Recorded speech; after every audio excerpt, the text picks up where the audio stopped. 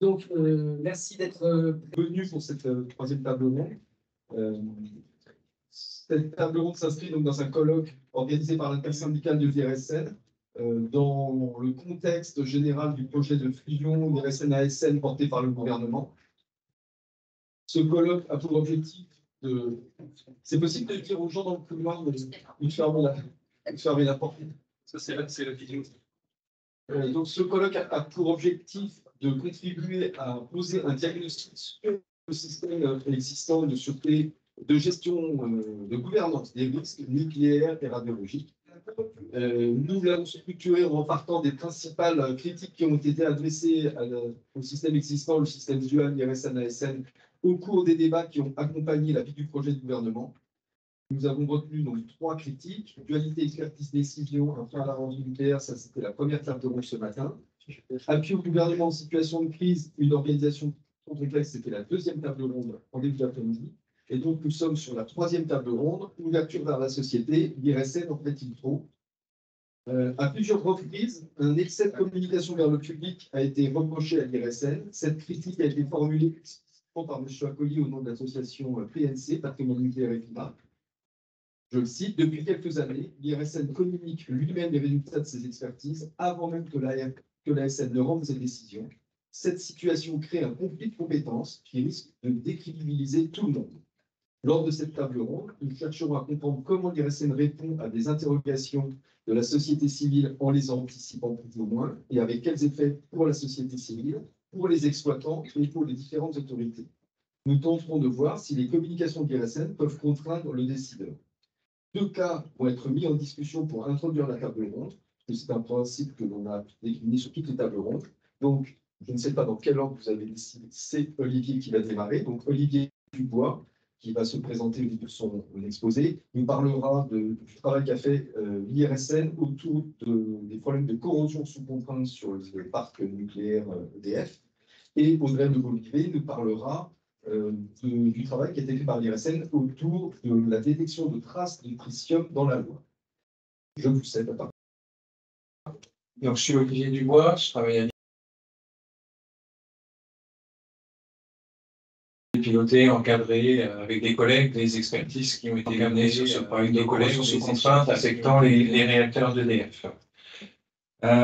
Cette expertise est toujours en cours et elle nous a amené à avoir depuis le début un certain nombre d'interactions avec le public, avec des représentants de la société civile à différents moments qui s'inscrivent dans la politique d'ouverture à la société de l'IRSN, qui est décrite dans la charte IRSN de l'ouverture à la société, qui comporte des engagements assez précis en la matière et qui s'applique depuis de nombreuses années et contribue à répondre aux exigences, y compris légales, en matière de transparence de l'expertise dans le domaine des risques radiologiques et nucléaires.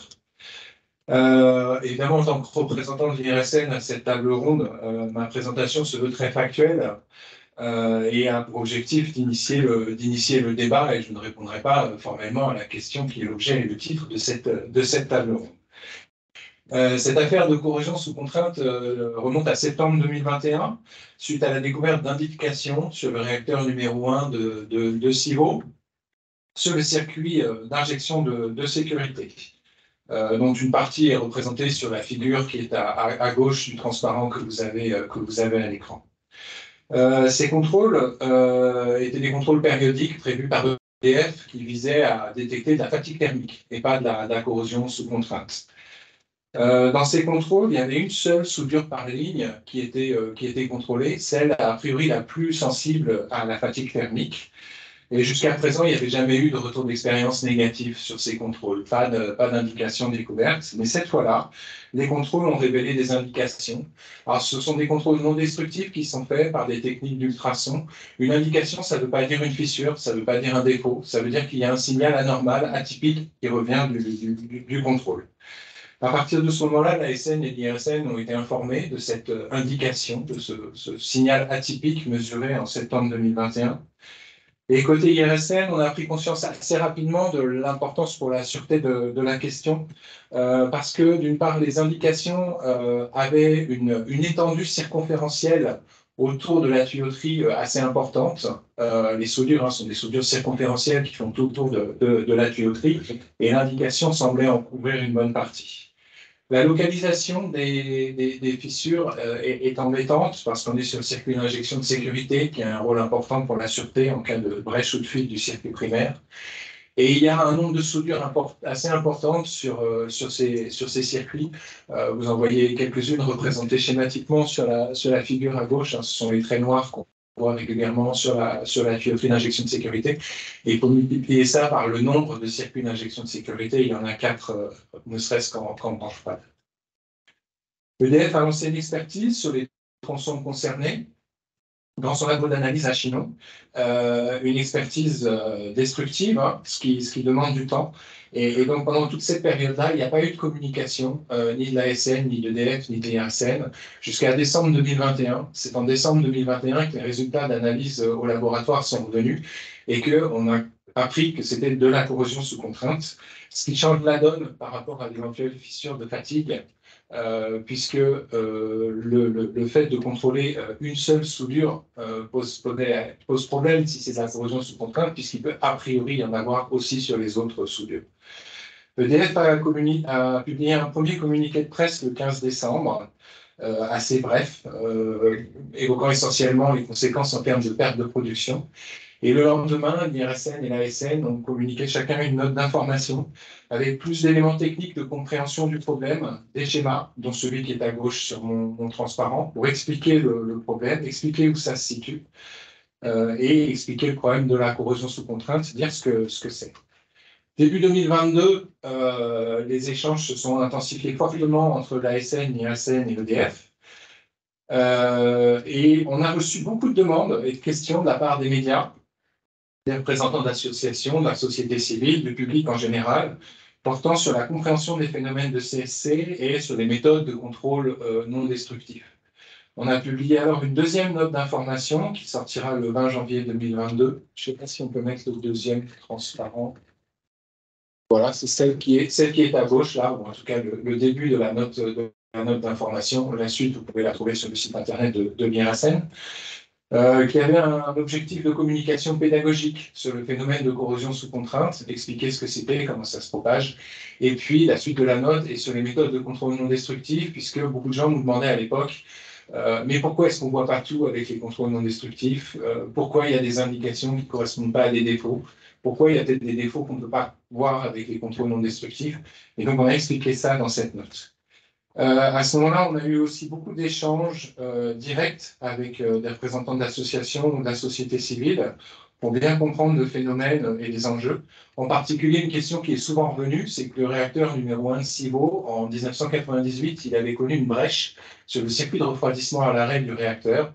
Cette brèche était due à des phénomènes de fatigue thermique et pas de corrosion sous contrainte. Et il y a eu à ce moment-là une période au début de l'année 2022 avec beaucoup d'incompréhension sur de mélange entre ces phénomènes de fatigue thermique et de corrosion sous contrainte. Et on a beaucoup répondu à des questions pour dissiper ces incompréhensions. C'est le moment où l'expertise de l'ASN, de l'IRSN, c'est vraiment enclenché sur le sujet. L'ASN nous a saisi début février 2022 sur tous les volets de l'expertise de sûreté du dossier. Et le premier avis de l'IRSN sur le sujet est sorti au 1er avril 2022. Après, il y en a eu une longue série que je ne vais pas citer ici. Ces avis ont évidemment été publiés, puisque conformément au Code de l'environnement, l'IRSN publie, lorsqu'il ne relève pas de la défense nationale, les avis rendus sur saisine d'une autorité publique ou de l'autorité de sûreté nucléaire en concertation avec l'autorité concernée. Au-delà de ces dispositions du Code de l'environnement, on a un protocole avec l'ASN pour la publication des avis qui a été discuté et qui est appliqué, qui consiste par exemple à publier les avis de manière bimensuelle, quelques semaines après leur transmission à l'autorité. De la même manière, si un avis sert à une préparation d'une réunion d'un groupe permanent, il est convenu d'attendre que la réunion du groupe permanent ait eu lieu avant que l'avis ne soit publié. Et si l'ASN souhaite qu'on retarde la publication d'un avis, elle peut le signaler, c'est possible. Toujours dans le cadre de ces actions d'ouverture à la société et de communication, nous avons eu sur ce dossier différents échanges avec les CLI. J'en tiendrai deux. Le premier à la CLIC Flamanville en juillet 2022, avec une présentation d'EDF sur le sujet, puis une présentation de l'IRSN, qui nous a permis d'aborder un peu plus en profondeur le retour d'expérience internationale sur la corrosion sous contrainte, et puis le travail qu'on était en train de faire sur la recherche des causes du problème rencontré sur les réacteurs d'EDF, et sur notre analyse des dispositions compensatoires prévues par EDF pour le cas où une de ces fissures viendrait à conduire à une fuite ou à une brèche sur ces circuits. Les mêmes sujets ont été abordés à la CLIC Gravelines le 7 juillet 2022, quelques jours après. Le problème ayant une résonance et une ampleur nationale, sous l'impulsion du Haut Comité, du HCT-ISN, l'ANCLI a souhaité l'organisation d'un séminaire sur le sujet. Il a eu lieu le 10 novembre 2022. Il a été organisé avec l'ASN, l'IRSN et EDF et a rencontré, je crois, un vif succès dans les prix. Lors de ce webinaire, EDF a dressé un état des lieux de la situation de son parc vis-à-vis de la corrosion sous contrainte. L'IRSN a présenté, par exemple, les conclusions de son expertise sur les mesures compensatoires mises en œuvre par EDF sur le parc. Et l'ASN a expliqué un certain nombre de décisions qu'elle avait d'ores et déjà prises sur ce dossier. Chacune des présentations a été suivie d'un temps d'échange assez largement dimensionné, qui a permis à tous les participants de poser de nombreuses questions. Le dossier a fortement évolué depuis ce premier webinaire du 10 novembre 2022 le HCT-ISN et l'ANCLI ont souhaité l'organisation d'un nouveau séminaire qui a eu lieu pas plus tard qu'hier. Il a été organisé suivant le même principe, avec les mêmes participants, ASN, IRSN, EDF, qui ont présenté l'avancement du dossier. Dans la conversation du séminaire, je n'ai noté que des commentaires positifs sur ce séminaire, considéré comme un très bon séminaire, accessible, en toute transparence, relation dans la confiance, dans le respect, malgré la divergence des points de vue. Madame Wabil, la présidente du HCT-ISN, y a assisté et a souligné que la SN, l'IRSN et l'ANCLI ont joué le jeu et ont permis au HCT-ISN de jouer son rôle. De manière générale, le HCT-ISN encourage les actions d'ouverture à la société de l'IRSN dans un but de transparence de l'expertise. Jean-Claude Boulalonde et Yves Lheureux de l'ANCLI, Yves est là, donc il pourra contrôler la façon de rapporter ses propos. On de leur côté insisté à l'occasion de ces deux séminaires sur la transparence des acteurs, indépendamment des points de vue qui peuvent être divergents sur un certain nombre de sujets.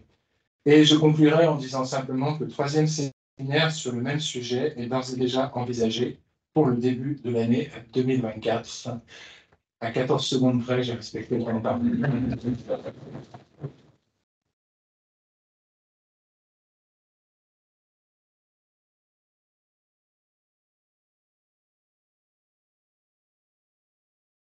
Secondes, donc je ne vais pas récupérer. Parce que c'est donc un défi qu'on a entre nous d'essayer de respecter notre timing.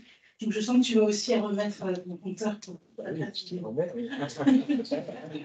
Donc moi, je suis Audrey Lebolivet. Alors, on peut dire, à l'IRSN, c'est moi qui pilote cette politique d'interaction sur-société.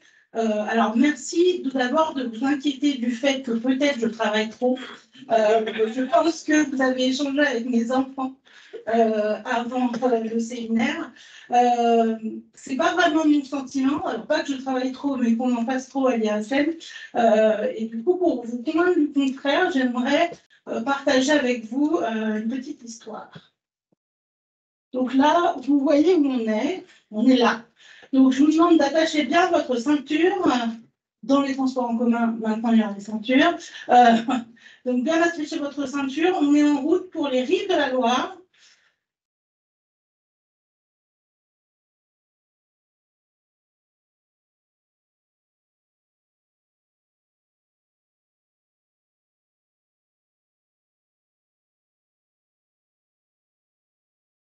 Et on se trouve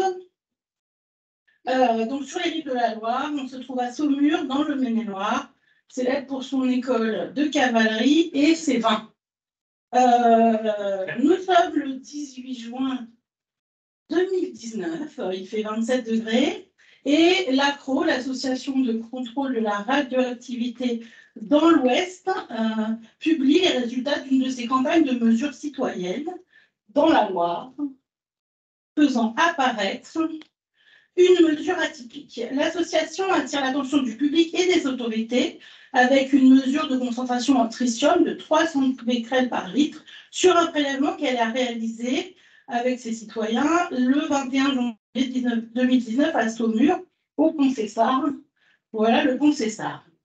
Je dis atypique, voire anormal, parce qu'habituellement, on observe plutôt des activités qui sont inférieures à 100 becquerels par litre, et là, c'était 310.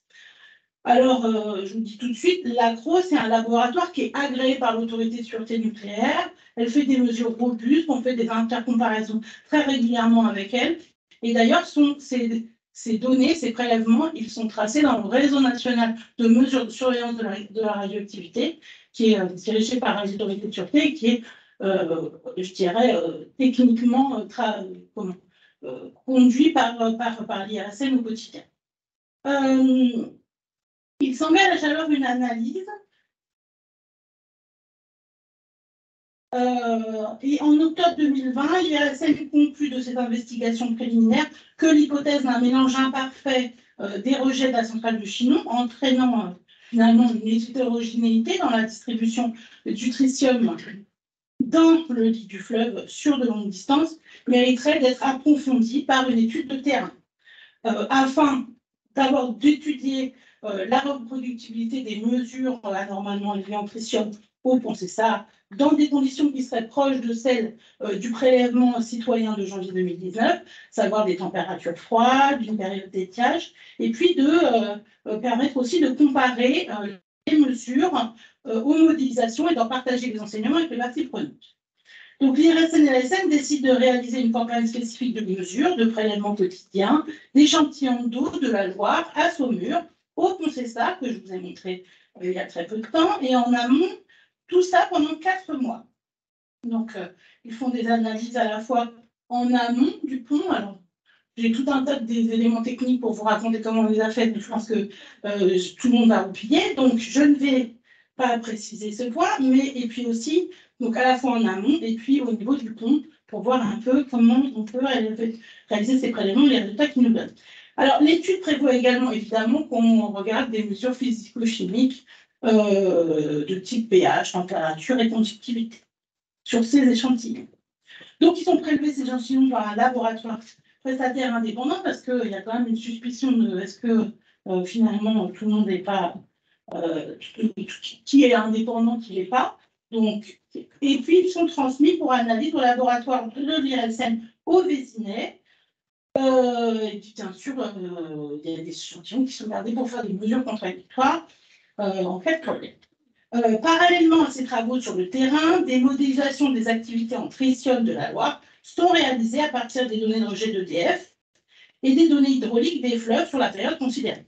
Les activités en tritium issues des modélisations sont comparées aux mesures de prélèvement réalisées pendant la campagne sur les points de prélèvement du Pont Cessard et aux mesures de surveillance de l'environnement situées en aval de la centrale de Chinon.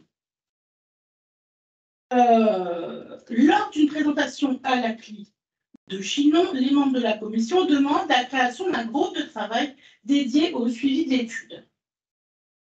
Ce comité rassemble les parties prenantes qui sont intéressées, des élus locaux, les membres de la CLI, les exploitants, l'autorité, et donnant à l'étude la transparence nécessaire. Elle permet également l'appropriation des résultats par les parties prenantes. Mieux, ces échanges vont même conduire à investiguer une hypothèse issue de la société civile pour l'écarter, mais il est apparu parfaitement légitime de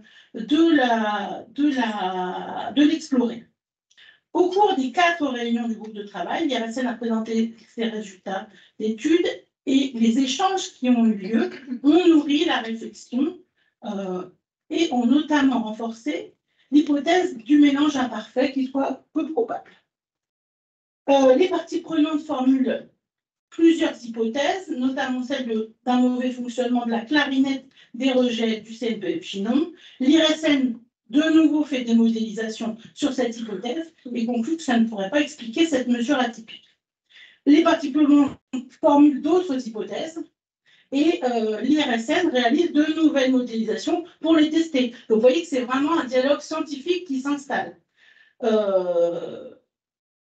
autour de ce sujet. En 5 mois, plus de 1000 mesures de la concentration en tritium dans la Loire sont acquises, avec des conditions de rejet et environnementaux variés, des différences de débit, des différences de température qui sont importantes pour ces mesures.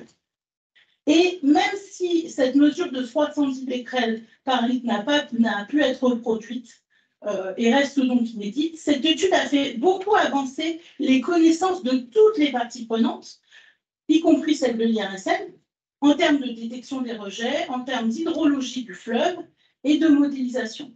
L'Institut a d'ailleurs rédigé à l'issue de l'étude un rapport dans lequel il formule des recommandations, notamment pour améliorer la détection des rejets de la centrale de Chinon. Les données de la surveillance d'une part et la modélisation ont montré en effet que, du fait de la localisation de la station en multiparamètres qui faisait prélèvement en aval de Chinon, elle pouvait être aveugle à certains rejets selon les débits et la localisation du rejet. Voici, alors là, ce que j'ai voulu vous présenter pour un exemple, mais je pourrais vous raconter plein d'autres choses. C'est un exemple d'action de l'IRSN en dialogue avec la société civile. On parle bien d'une action scientifique. Ici, une étude dont l'objectif est de comprendre des phénomènes et d'acquérir de la donnée et d'améliorer notre mission de surveillance de l'environnement. L'IRSN y associe les parties prenantes de la société civile qui peuvent leur faire science avec nous. C'est ça le sujet, faire science ensemble. Poser des questions, faire part de leurs hypothèses, de leurs préoccupations et amener leur connaissance de terrain. Parce que qui est mieux qu'un pêcheur de la Loire pour connaître les zones de mélange dans le fleuve? Cette ouverture, c'est bien de la science autrement. Le corollaire, c'est que la société peut à cette occasion monter en compétence, s'approprier les méthodes scientifiques et partager les résultats. Et si l'IRSN n'avait pas cette politique d'ouverture à la société, c'est ça comme question qu'on pourrait se poser. Si on n'avait pas cette politique d'ouverture à la société, qu'est-ce qui aurait pu se passer? Alors, scénario 1, on aurait pu ne pas considérer les mesures de l'ACRO. Mais la population, elle les aurait lues dans Ouest France ou dans la Nouvelle République et ça aurait conduit à la défiance en mode on ne nous dit rien, on nous cache tout. Scénario 2, si on n'avait pas eu cette politique d'ouverture à la société, on aurait pu faire une étude tout seul, une belle étude scientifique comme on sait bien la faire dans notre coin. Alors, il y aurait un intérêt scientifique certain, mais aussi une inquiétude des riverains qui auraient vu l'IRSN régulièrement à Saumur en train de prélever au pont Cessard et des sédiments, de l'eau, etc., avec des appareils et tout technologiques qui font du bruit. Et ça aurait inquiété tout le monde et les résultats auraient paru tomber d'un institut que personne n'aurait entendu parler, sans compréhension de la démarche, sans interaction, sans pouvoir poser des questions, et donc ça aurait conduit à la défiance. Des actions comme celle-ci, l'IRSN en réalise au quotidien, en fait. On reçoit plus de 100 sollicitations des commissions locales d'information par an. Je vous ai mis l'IRSN et l'ANCLI ont fait l'anniversaire des 20 ans de leur collaboration. Vous voyez, chaque coup de l'âme des Jean-Christophe Niel. C'est mieux que des photos, on est d'accord. Ils sont plus beaux comme ça. Donc, l'Institut reçoit plus de 100 sollicitations des commissions locales d'information par an et il est intervenu ces dernières années dans plus de 200 réunions publiques pour partager ses connaissances, accompagner la montée en compétences des acteurs et améliorer son évaluation des risques, parce que c'est bien ça le sujet in fine. Cette ouverture par l'expert public peut se faire parce qu'il n'est ni le responsable de l'installation, ni le décideur, ni le gendarme. C'est un tiers par lequel la confiance peut s'établir. Mais on peut se demander, est-ce que l'Institut est tout seul à faire ça? Est-ce que c'est très exotique? Bien sûr que non. Depuis 2003, l'IRSN fait de l'ouverture à la société et a une unité dédiée. Et depuis 2009, il a une charte dédiée, c'est bien, qui est commune avec d'autres organismes publics scientifiques comme l'ANSES, comme l'INERIS, comme le BRGM, Santé publique France, l'INAE, et j'en oublie encore. La société, elle a évolué et comme le montre le baromètre de la perception des risques, 69% des Français estiment prioritaire qu'un organisme d'expertise s'engage à répondre à toutes les questions posées par les associations et les citoyens. Il faut également noter que 74% des répondants jugent prioritaire qu'un organisme d'expertise rende public ses rapports d'expertise. Et 60% préfèrent avoir accès aux dossiers et construire eux-mêmes leur expertise. C'est une démarche scientifique et non communicationnelle. La coévaluation des risques se construit pas à pas en fonction du sujet et des terrains. Et pour construire, tout le monde convient, et pour faire cette ouverture, ce dialogue au quotidien entre la science et la société, tout le monde convient qu'on met de côté les opinions pro, anti, neutres. On est tous réunis autour d'un bien commun qui est la sûreté nucléaire, et dans l'ouverture à la société, il y a ça qui compte. De plus, elle est quand même demandée par nos tutelles, hein, je rappelle. Hein, elle est inscrite au contrat d'objectif depuis plus de 3 éditions. La société civile confirme qu'elle ne, et je crois que ça a été confirmé encore ce matin, notamment cet après-midi, vu ce que j'ai entendu, ne veut pas laisser les experts seuls évaluer les risques. Il n'y a pas de sujet trop complexe pour ouvrir des lieux de dialogue pour les discuter. Et c'est aussi dans la loi, hein, comme on l'a rappelé tout à l'heure, la Convention d'Aarhus, traduite dans le Code de l'environnement, la participation à l'expertise pour pouvoir participer à la décision ensuite. Alors, à ceux qui veulent tout cadrer, avant même qu'on ouvre le dialogue, je rappelle que pour le dialogue science-société, ce qui compte, ce n'est pas la destination, mais le voyage qu'on fait ensemble. J'espère que vous avez apprécié ce voyage et je vous souhaite de bons échanges.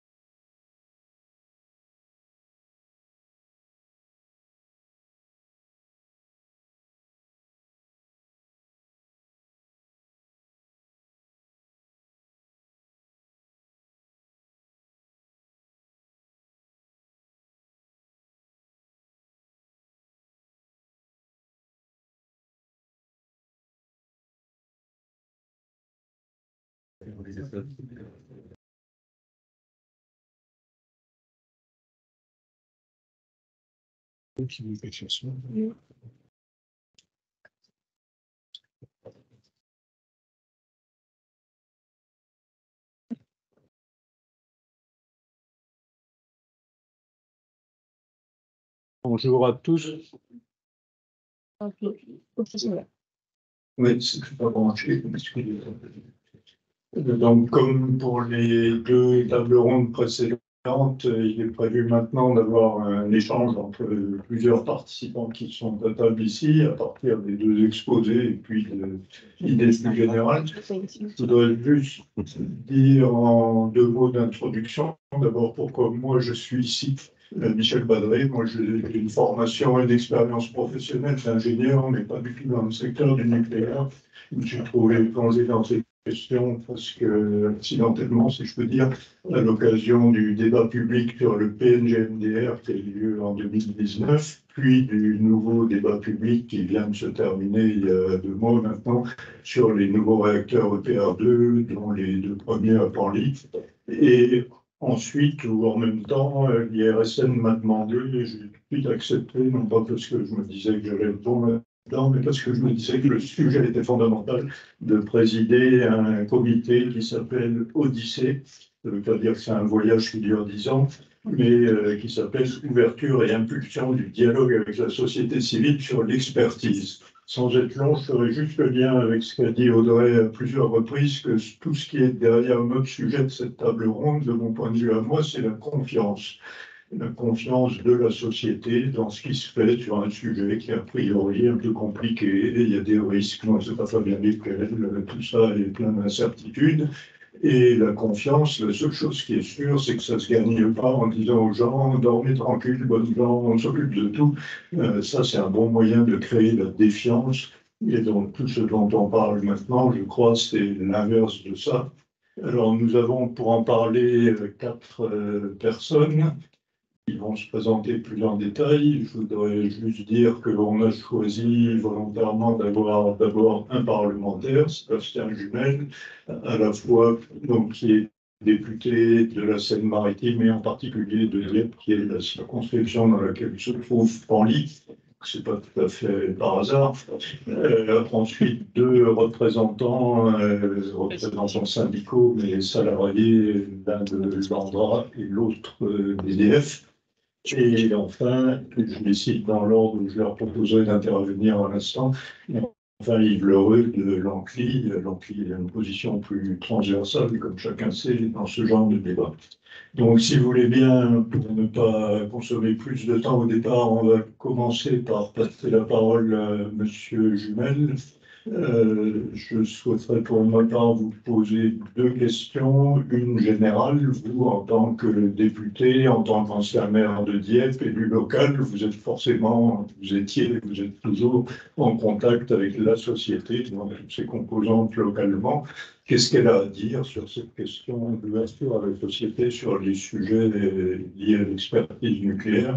Une deuxième question plus précise qui a été évoquée par aussi bien Olivier Dubois que Audrey Le Beaulivet, qui est la question de la publication des avis de l'IRSN, à la fois comme gage d'indépendance, mais d'autres gens, je ne veux pas faire l'avocat du diable que je ne suis pas, mais d'autres gens peuvent dire, mais c'est dangereux, ça va semer la pagaille, ça va être compliqué.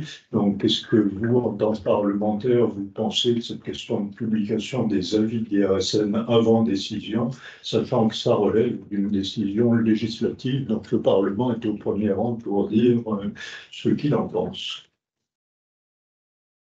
Bonjour à vous, merci aux organisateurs de m'avoir invité. J'ai été maire de Dieppe, je suis différentes fonctions électives, conseiller général, conseiller régional. Avant de devenir député, si je vous dis ça, c'est pas pour gonfler le torse, c'est pour dire que j'ai une expertise croisée en fonction des collectivités, de la proximité des collectivités dans le sujet qui nous concerne. Moi, je complète un peu le débat, j'ai jamais eu une relation affective avec un mode de production énergétique plutôt qu'un autre. Pas une histoire d'amour.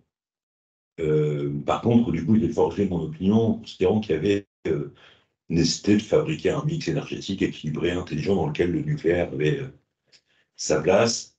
Et cette conviction m'a conduit très tôt à considérer que, comme on ne produisait pas des barbapapas, l'énergie n'étant pas ce qu'on dit comme une hausse, c'est un bien commun, et que son mode de production peut générer des risques, lorsqu'il s'agit d'énergie nucléaire, mais pas seulement, eh bien, il ne fallait pas faire n'importe quoi. Et cette conviction m'a conduit à dire que d'abord, il fallait que le mode de production énergétique échappe à la logique de marché. Parce que quand la logique d'actionnaire s'empare d'un mode de production énergétique, on fait des économies sur la recherche, sur le niveau de maintenance, sur le niveau de qualification des intervenants, parce que la rentabilité commande tout. Deuxième remarque, moi j'ai toujours considéré que le rapport des gens, des citoyens, des élus, avec l'industrie, le nucléaire est une industrie, c'est l'industrie de l'industrie, impliquée, transparence totale, expertise, recherche et dialogue permanent avec nos concitoyens. L'absence de dialogue, l'absence d'expertise, l'absence de transparence et l'absence d'indépendance dans tout ça conduit à renforcer la défiance. Conviction majeure que j'ai. D'ailleurs, c'est ce qui m'a conduit dans le débat parlementaire lorsque, à la hussarde, de manière un peu cavalière, le projet de fusion est venu, à combattre ça. En disant, je pense qu'en vous y prenant comme ça, je raccourcis ma pensée, peut-être que vous avez suivi les débats, mais en vous y prenant comme ça, vous donnez des arguments à ceux qui sont opposés au nucléaire, et qui sont opposés des fois au nucléaire en tordant le bâton dans l'autre sens, y compris sur les propos scientifiques. Je pense qu'il ne faut pas minimiser la victoire qu'a représenté ça.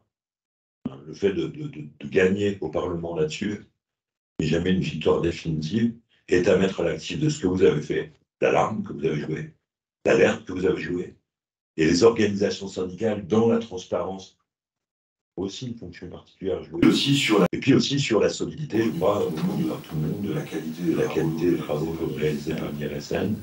Je fais des contesté par pas grand monde, quasi personne, et que la dualité du modèle français de sûreté était aussi reconnue comme gage de sécurité. Pour répondre à votre question, peut-être commencer par ça, mais je crois que j'ai commencé à aborder la première question, le rapport avec la société.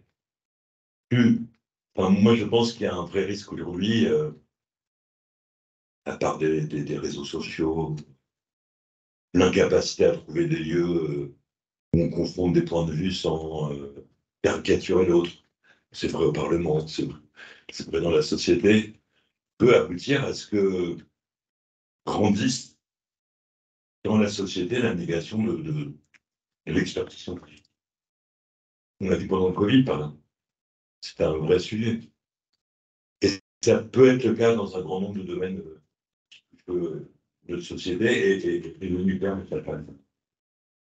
C'est la raison pour laquelle, et les deux présentations ont souligné ça, je crois, avoir une expertise, construire l'approche scientifique en résonance avec la société, avec le souci de la vulgarisation, faire science ensemble, je vous dis, madame, me semble être la bonne logique, en prenant quand même, ça c'est sur les éléments positifs, la précaution de tout ce que vous mettez en place dans les clins, je ne sais pas comment on dit, les clins. Je dis clin parce que je pense le N, Les CLI, on dit la clin de ouais. banlieue. On dit la clin à Banlieue pour je sais pas pourquoi. Bon, bref, dans les commissions locales d'information, c'est de veiller à ce que l'information ne circule pas qu'auprès des initiés. Ça, c'est majeur. Et quand je dis les initiés, ça peut être le maire tout seul qui ne partage pas avec son conseil. Ça peut être le président de l'association ou les deux ou trois animateurs principaux de l'association qui ne partagent pas avec leurs adhérents, ou le grand public, ou le public le plus...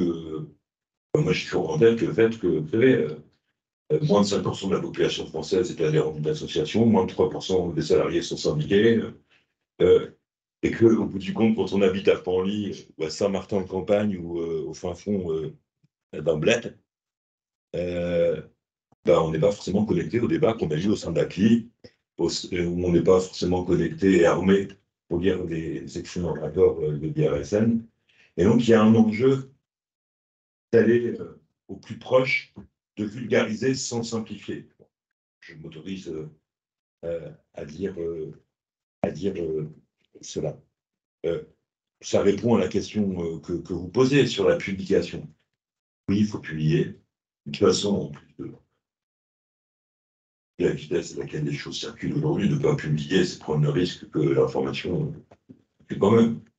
Et donc, prendre le risque d'être accusé d'avoir voulu cacher une publication.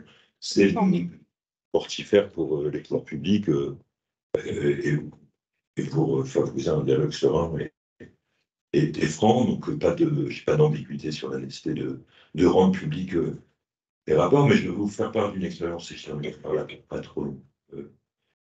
Quand il y a eu les corrosions sous contrat, député de Panly, entouré par Palugas et Panly, normand, donc connecté vraiment vite. On a les deux paires de paires qui doivent arriver à Panly. Les débats publics ont eu. Moi, je prends connaissance de la question des corrosions sous contrainte en disant de Paris-Normandie demain. C'est-à-dire que, et pourtant, avant de lire le journal, je suis susceptible de rencontrer plein de gens. Ce n'est pas la première chose que je fais en me levant. Je suis susceptible, avant d'avoir l'information, de rencontrer plein de gens et d'être incapable de répondre à quoi que ce soit. Ni d'avoir l'info, ni de pouvoir en donner la substance. Et donc, et quand j'ai lu le Paris-Normandie,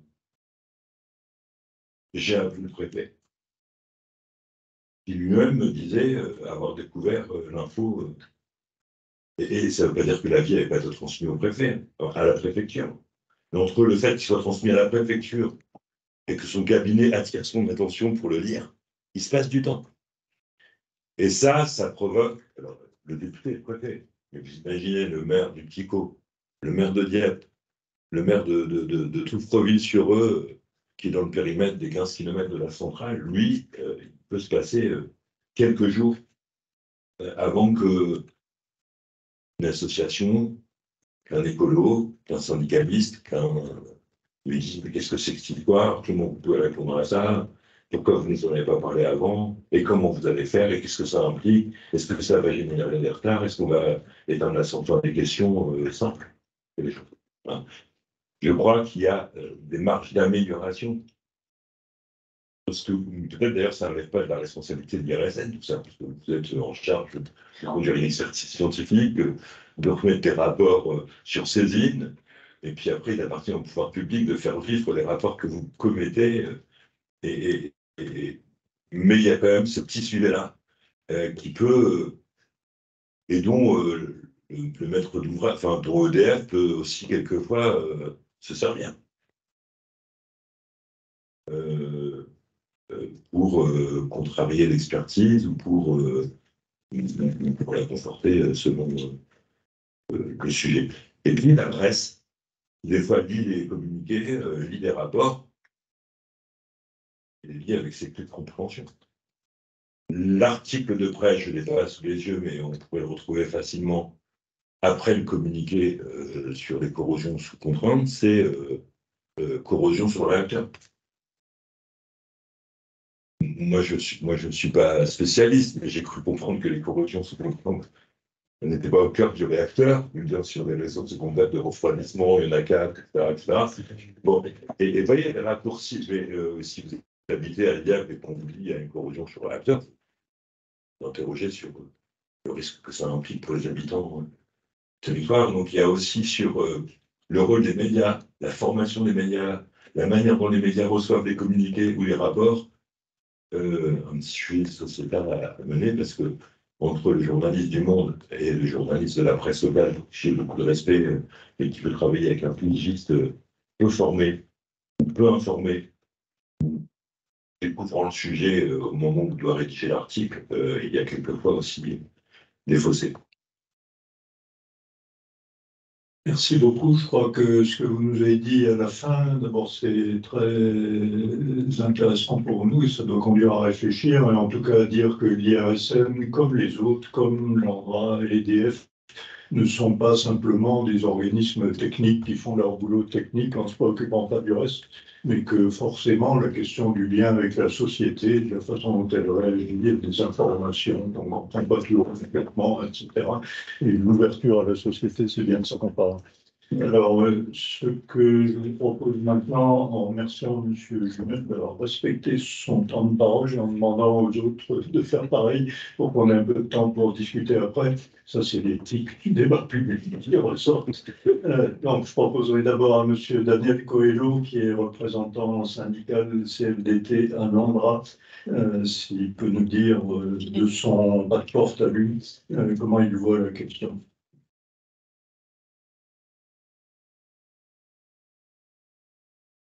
C'est vrai qu'il n'y avait qu'un seul micro. Bonjour, Daniel Coelho. Je travaille à l'Andra depuis de nombreuses années. J'y travaille en tant qu'ingénieur en sûreté après fermeture. C'est un métier spécifique à la gestion des déchets radioactifs. J'interviens aujourd'hui, enfin j'ai été invité à cette table ronde parce que je suis également représentant du personnel, délégué syndical pour la CFDT, et donc c'est à ce titre que j'interviens aujourd'hui. Alors, plutôt que de faire de grands discours assez théoriques, je voudrais juste revenir sur une petite histoire qui est arrivée à l'Andra. Récemment, l'Andra, il y a 6 mois, a déposé une DAC, ce qu'on appelle une DAC, une demande d'autorisation de construire pour le projet CIGEO, stockage géologique profond, un petit dossier d'à peine 10 000 pages, donc il est assez compact, et l'IRSN est chargé de jeter son expertise dessus à toute vitesse, hein, les délais sont très contraints. Dans une étape antérieure, là c'était un dossier d'option de sûreté, ils avaient relevé évidemment des points forts et des points faibles dans la conception du stockage, du concept de CIGEO, le stockage géologique profond. Et notamment, ils sont intervenus sur un sujet qui fait assez débat, c'est le stockage des déchets bitumés. C'est-à-dire que certains déchets, pour des raisons historiques, sont enrobés par une matrice bitumeuse afin de limiter leur dispersion. Et donc, la question qui est posée, le risque qui est exposé par rapport à ça, c'est la possibilité, les bitumes, a priori, c'est un matériau qui peut être inflammable. En plus, ici, ils contiennent des matières qui sont réactives chimiquement. Cette réaction pourrait être exothermique. Dans des conditions extrêmes, cette réaction exothermique pourrait s'emballer et créer des conditions qui pourraient aller jusqu'à une auto-inflammation. Enfin bref, en théorie, on peut arriver sur des situations qui pourraient être très, très, très embêtantes parce que créer un incendie dans une installation souterraine, tout le monde sait que c'est quelque chose d'absolument dramatique. Donc l'IRSN, dans son avis, dans son analyse du dossier de plan de sûreté qui est paru en 2016, a publié effectivement ses réserves et ses attentes d'éléments complémentaires quant à la conception, la réalisation et la prise en charge de ces déchets bitumés. Ce faisant, d'une part, ils ont orienté le grand public et le milieu associatif sur un vrai sujet. C'est toujours intéressant de s'orienter sur des vrais sujets plutôt que sur des sujets qui auraient un intérêt mineur. Et d'autre part, en procédant de la sorte, ils ont vraiment poussé l'exploitant, donc l'ANDRA, à apporter vraiment des éléments complémentaires. Donc l'ANDRA a été poussé à étudier des options alternatives de reconditionnement de ces déchets, à démontrer qu'au fond, le risque peut être limité autant que possible, à mettre en œuvre des dispositions de conception de stockage pour limiter une éventuelle propagation d'un éventuel incendie et à assurer que si malgré tout un incendie devait opérer, le fonctionnement du stockage ne serait pas réellement compromis. Donc ça, toutes ces étapes en fait qui permettent de limiter la gravité de la chose, c'est ce qu'on appelle la défense en profondeur. On fait en sorte que effectivement, au final, les choses soient évitées ou les choses soient rendues le moins graves possible. Et même si l'exploitant que nous sommes à l'Andra, on a fourni des éléments pour démontrer que même si c'est des bitumes, on peut le passer au feu, ça ne prend pas feu, etc., etc. Cette démonstration, il fallait l'apporter, et il fallait l'apporter avant de déposer les dossiers. Parce que si on ne dépose pas ces démonstrations avant de déposer les dossiers, on est amené à les déposer après, mais alors là, c'est beaucoup plus embêtant. Là, pour le coup, on perd beaucoup de temps. On peut être éventuellement amené à redéfinir la conception, etc. Voilà, donc là, l'apport de cette liberté d'expression et cette démarche de l'IRSN qui consiste à publier directement ses conclusions a permis de faire avancer les choses et a permis au contraire de vraiment accélérer le processus. Voilà, merci pour votre écoute.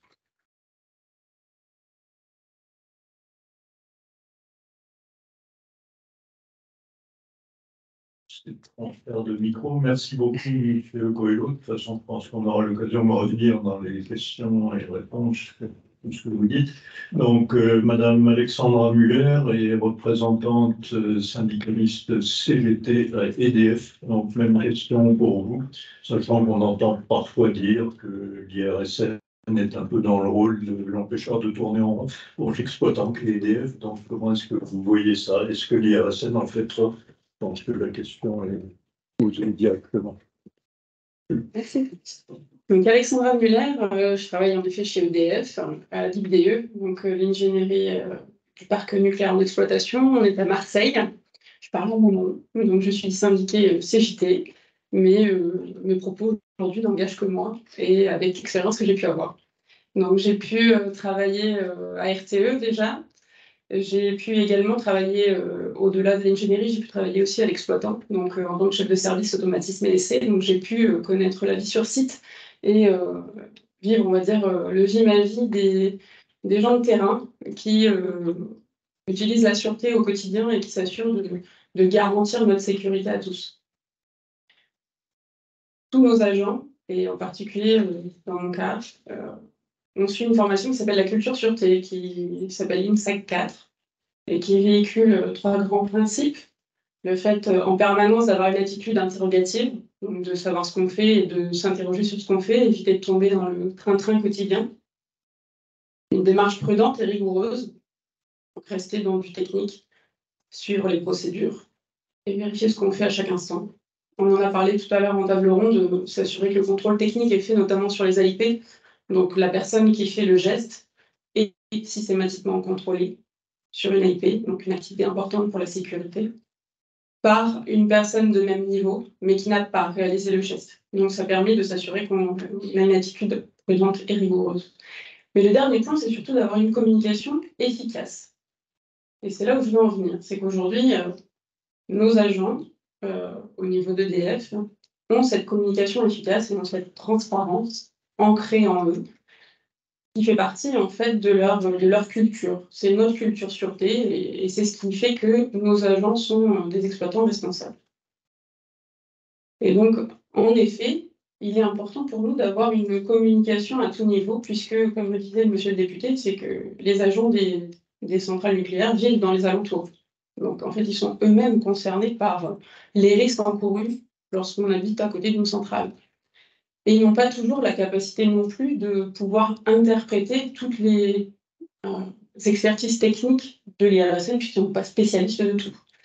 Par contre, ils sont intéressés, leur famille est intéressée, et eux aussi, on leur pose des questions. Donc, comme à l'IRSN, les familles des agents EDF répondent régulièrement, quasi quotidiennement, aux questions de leur famille sur est-ce que c'est grave, est-ce qu'il y a un problème, qu'est-ce qui se passe.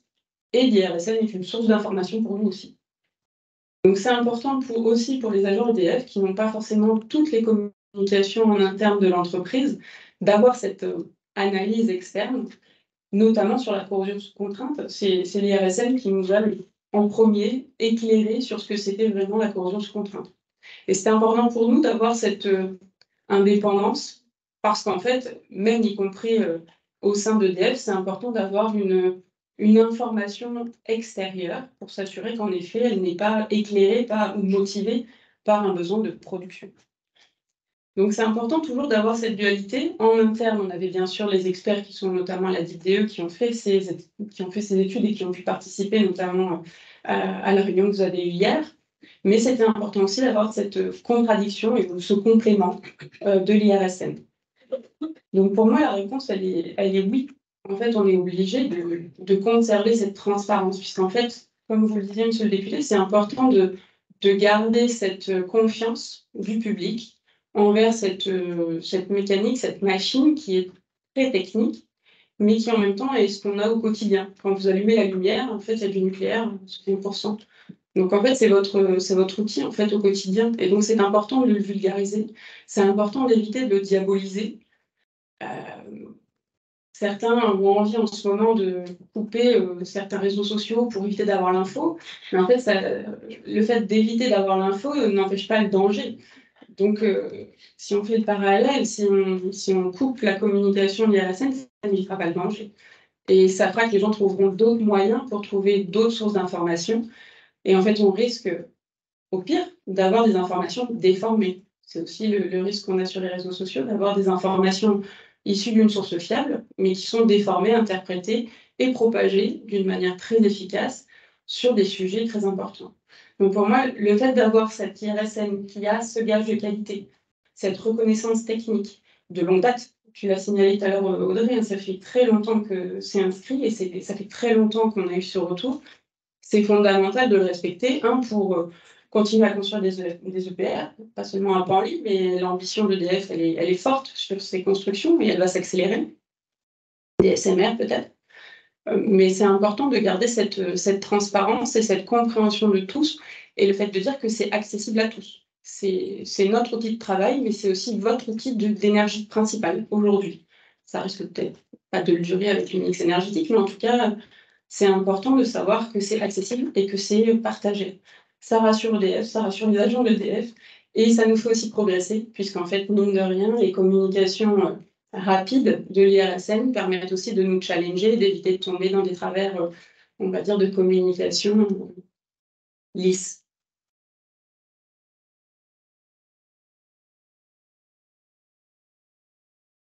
Merci beaucoup.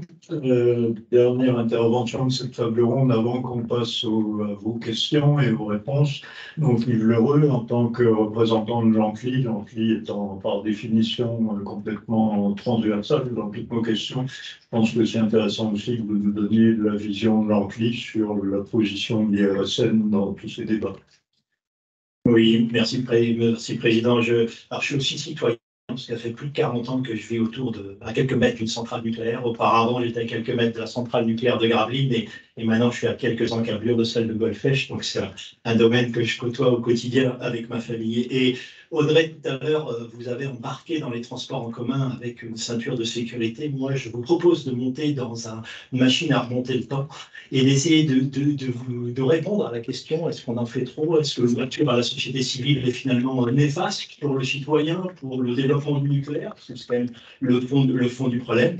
Et j'espère que ce retour en arrière apportera des réponses à cette question. Moi, je voudrais revenir au développement du parc nucléaire au début des années 80 plus exactement, et la circulaire Mauroy, alors Premier ministre. On est en plein développement du parc nucléaire et Pierre Mauroy propose dans une circulaire qu'autour des grands établissements énergétiques, dont les centrales nucléaires, on ait des lieux de débat, d'échange et de partage de l'information, parce qu'il sent bien que le nucléaire, créant de la suspicion et de l'interrogation, c'est nouveau pour les territoires qui accueillent des installations nucléaires. Il faut avoir des lieux un peu neutres de débat et d'échange, et donc propose la création des commissions locales d'information. On est en 81, c'est une circulaire, il n'y a pas d'obligation, néanmoins, quelques territoires, dont Fessenheim, créent leur première commission locale d'information dessus. On est vraiment à cette époque-là, dans le partage d'informations. Prémonitoire ou pas, mais en tout cas, malheureusement, quelques années après, survient la catastrophe de Tchernobyl, et je ne reviendrai pas sur l'histoire du nuage qui n'est pas passé sur la France, et sur la communication à l'époque, qui a créé tellement de suspicions et malheureusement une image opaque et en tout cas tabou vis-à-vis du nucléaire, et qu'on a mis, je dirais, presque 20 ans à tordre le cou à cette image, tous ensemble, en travaillant ensemble, et donc l'expertise a été un des acteurs moteurs. Et moi, j'ai l'impression que finalement, la catastrophe de Tchernobyl, elle a été pour moi un déclencheur dans la démocratie environnementale et dans ce que l'on attend tous de ce partage de l'information et en fait dans la construction d'un système où chaque acteur intervient dans la décision, dont la société civile, éclairée par l'expertise et par la décision et par les informations qui lui proviennent de l'exploitant. On est bien dans la construction de son propre avis, nous, société civile, puis on se construit notre propre avis, notre propre sentiment sur l'évolution de la sûreté au travers des informations que nous donnent ces différents acteurs.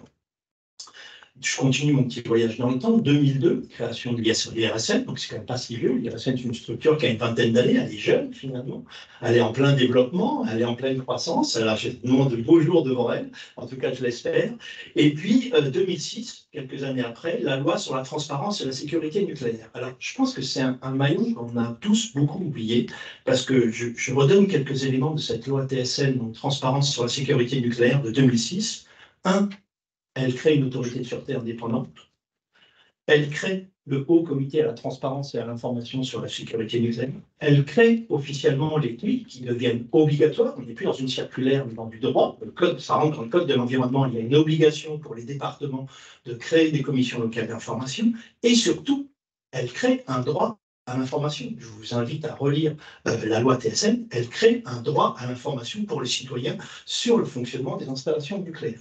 Donc c'est des éléments importants parce qu'on oublie vite l'histoire. On a tendance à vouloir peut-être détruire un peu trop rapidement ce que ça fait 20 ans qu'on essaye de construire. Et je trouve que l'histoire nous remet un petit peu dans pourquoi est-ce que depuis 20 ans, on s'ouvre finalement tous les acteurs. Je pense que l'IRSN, évidemment, a un rôle important et a développé une ouverture à la société civile, mais l'exploitant EDF, avec qui nous, les CLI, on continuellement, c'est aussi ouvert au fil du temps à la société beaucoup plus qu'elle ne faisait il y a 20-30 ans. L'autorité de sûreté nucléaire, en devenant indépendante en 2006, s'est ouvert aussi. Tous les acteurs se sont ouverts à la société civile et on voit aujourd'hui le bénéfice de cette ouverture, puisque dans les récentes études de perception de la population, notamment très récentes faites par différents bureaux d'études comme Kantar, montrent qu'il y a une vision très positive du nucléaire aujourd'hui de la part de la population. En tout cas, beaucoup plus positive qu'avant. Et je pense qu'elle est le résultat de ce travail commun que l'on a pu faire. Mais en même temps, ces études de perception, à la fois elles montrent que les gens ont beaucoup plus confiance en nucléaire, mais ils demandent aussi plus d'informations parce que, évidemment, ils ont entendu que la politique énergétique, probablement, il y aurait un mix énergétique de demain dans lequel il y aurait une part du nucléaire, peut-être qui changera, mais en tout cas, il y a un besoin d'information qui ne fait que se renforcer. Je continue aussi mon histoire dans le temps parce que c'est important. 2011, on est tous en tête, catastrophe de Fukushima. À cette époque, rappelez-vous, l'IRSN a été au cœur du dispositif, ça a été rappelé dans la table ronde avant, 6 semaines, 24 heures sur 24, en vigilance, en crise pour l'IRSN. tout le monde se retournait vers l'IRSN pour avoir des informations, pour avoir de l'expertise, pour avoir une évaluation de l'impact, pour avoir des nuages, qu'est-ce qui pourrait se passer sur la France, etc.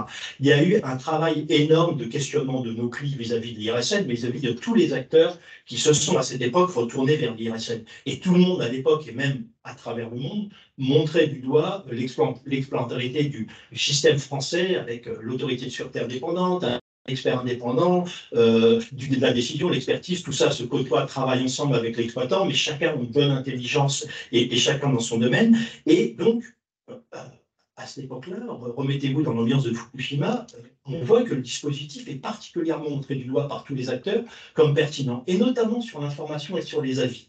Les avis, je reviens à l'époque, si je ne me trompe pas, Audrey, il y a une dizaine d'années, les avis, c'était 10% d'entre eux qui étaient rendus publics. Et finalement, Fukushima a été un peu un déclencheur aussi là-dessus. Il faut se rappeler ces éléments déclencheurs qui ont poussé à plus d'informations et à partage de l'information. Et on est arrivé, c'est pas récent, mais je crois qu'il y a 4-5 ans, à ce que finalement l'ensemble des avis de l'IRSN puissent être publics. Donc je pense que tous ces éléments-là, on a tendance à les oublier et à oublier que finalement on a tous travaillé ensemble, en bonne intelligence, depuis 20 ans pour ouvrir les informations et les expertises et les données des uns et des autres en accès à la population, au grand public. Et aujourd'hui, on voudrait peut-être faire marche arrière. Et finalement, est-ce que tout ce qu'on a construit depuis 20 ans, ça veut dire qu'on l'a mal construit? Moi, je ne pense pas. En tout cas, quand je vois l'expertise des clics, je reviens sur ce que Olivier Dubois a dit sur le webinaire qu'on a fait il y a 2 jours sur la corrosion sous contrainte. Je suis désolé, monsieur le député, que vous n'ayez pas eu l'information parce que le président de la CLIN de Paluel-Pandy était présent et on essaye de faire beaucoup d'informations, mais on voit bien qu'il y a encore une étape à franchir. Et vous parliez d'initiés, c'est vrai que peut-être aujourd'hui ça reste encore trop dans le domaine des initiés et qu'il y a un gap à passer encore, enfin un espace à passer pour être encore plus proche du grand public. Mais toujours est-il que hier, en les 2 jours, dans cette corrosion sous contrainte, il y avait plus de 90 personnes de connectées. On n'est plus dans le domaine pro ou anti-nucléaire, c'est pas du tout la question. La question est de savoir, on a un problème de sûreté, comment on le gère, que fait l'exploitant, qu'importe l'expertise et les avis de l'IRSN, quelle décision prend l'ASN en s'appuyant sur cette expertise. On est vraiment dans une démarche constructive ensemble pour résoudre un problème de sûreté inédit qui n'est jamais arrivé sur le parc et qui engage tout le monde à s'impliquer à la sûreté. Donc je pense qu'on oublie tous ces éléments-là et qui fait que ça fait 20 ans qu'on construit ensemble, qu'on a redonné de la confiance au nucléaire parce qu'on a un système qui est solide, qui est basé parce qu'on est très transparent, tous les acteurs, je souhaite vraiment le dire, tous les acteurs sont très transparents, donnent de l'information parce qu'on a accès à de l'expertise, à des données, à des rapports. Vous-même, monsieur le président de la CPDP, au KEPR, vous avez eu des rapports de l'IRSN qui ont permis d'alimenter les débats et les réflexions sur le débat public EPR2 et nouveau nucléaire. Donc on voit bien que tous ces éléments-là concourent à l'information générale et au développement, Audrey l'a dit, de la montée en compétence des acteurs du territoire et des mondes des clients. Alors, évidemment, on l'a vu à la corrosion sous contrainte, les gens des CLI sont plus pertinents qu'avant. Avant, ils partageaient de l'information, maintenant, ils posent des questions très pointues. Je me retourne vers Olivier Dubois, mais sur les 90 personnes qui étaient connectées, je peux vous dire que les questions qui ont eu lieu il y a 2 jours sur la corrosion sous contrainte, elles étaient sacrément pertinentes. Donc tout ça, ça concourt, je pense, à challenger, à tirer vers le haut, à avoir une sûreté solide, robuste, et je pense qu'on est tous dans ce schéma, et le partage de l'information et l'ouverture à la société civile est un point essentiel pour tirer vers le haut cette sûreté. Merci. Merci beaucoup. Il nous reste une petite demi-heure pour les questions. Je voudrais juste, même si ce n'est peut-être pas mon rôle de donner un avis personnel, mais je ne peux pas me retenir sur un point très précis qu'on a évoqué, sur lequel je remercie beaucoup M. Jules d'avoir fait une réponse très claire, qui est celui de la publication des avis. Nous partageons avec Éric Vindignan, qui était animateur de la première table ronde de ce matin, une expérience dans un autre secteur où le fait de rendre des avis publics indépendants de ce que fait le décideur, c'est le principal critère de fiabilité et d'indépendance, notamment pour garantir qu'il n'y a pas eu ensuite des jeux de couloir, des discussions complexes pour modifier la phrase qui ne plaît pas et qu'il faudra bien enlever parce que ça va fâcher pour rajouter un petit truc qui serait bien. On est dans le sens voulu. Si on veut éviter ça, il faut que les avis soient publiés et qu'ils soient publiés très Ensuite, les décideurs prennent des décisions qu'ils sont payés pour prendre. C'est leur job, mais c'est autre chose que l'avis d'experts et le fait de séparer ces deux sujets. Je crois pour ma part que c'est vraiment une question qui n'est pas de la pure forme juridique, hein. C'est vraiment un point de fond. Mais j'arrête, c'est pas un exposé. Je vous passe la parole à ceux qui veulent la prendre. Eric Lavilleur, tire le premier. Oui, ça m'étonne, c'est pas Yves Marinier. Il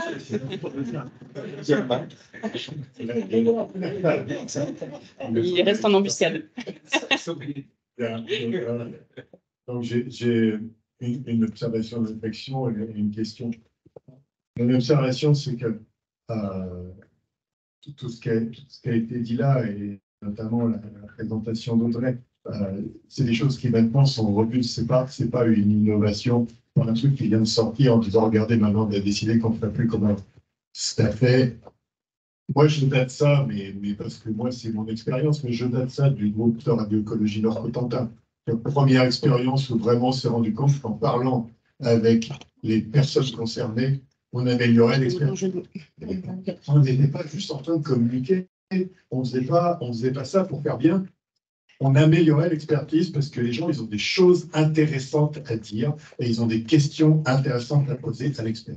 Donc, le monde de l'expertise a compris ça il y a 40 ans. Le monde de la recherche l'a compris maintenant. On voit un fourmillement de recherche participative.